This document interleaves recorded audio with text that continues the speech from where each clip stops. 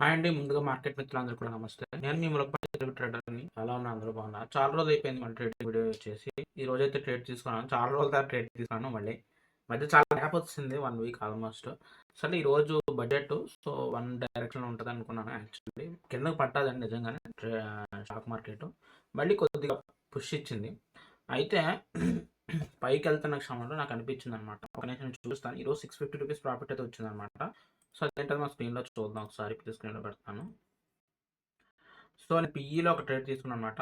ఇంత పైకొచ్చిందా బాగా కింద పడ్డాననమాట. కింద పడుతున్నప్పుడు ఇక్కడ వరకు ఒక స్టాప్ లాస్ పెట్టుకున్నాను. నాకు తెలిసి అందరూ స్టాప్ లాస్ పెట్టుకుంటారు కదా! సైడ్ పైకెళ్తాను. స్టాప్ లాస్ కొట్టడానికంటూ ఒక ఒక లా ఒక ఒక క్యాండిల్ క్రియేట్ అవుద్ది. నాకు ఇక్కడైతే అనిపించింది. ఈ క్యాండిల్ అయితే అనిపించింది. లేదా ఈ క్యాండిల్ అని ఎంటర్ అవుద్దాం అనుకున్నాను. బట్ కానీ ఇక్కడ అనిపించేసింది తీసుకుందామని.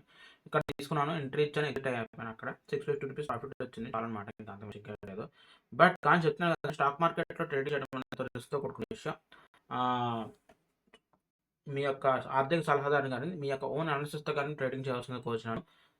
ఓన్లీ అంటే రిస్క్ ఎక్కువ ఉంటదని చెప్పేసి నేను చెప్తున్నాను అంటే. ప్రతిరోజు ట్రేడ్ చేసేద్దాం అనుకోదు. ఎందుకంటే మనకు అనుకూలంగా లేదు. ఈరోజు సండే యూనియన్ బడ్జెట్ డే కాబట్టి మనకి ఆహ్, ట్రేడింగ్ డే పెట్టారు. ఎందుకంటే బడ్జెట్ రోజు అనౌన్స్‌మెంట్స్ తెలిస్తే రేపు అందరికీ తెలిసిపోతది ఏ స్టాక్స్ వెళ్తాయనేది.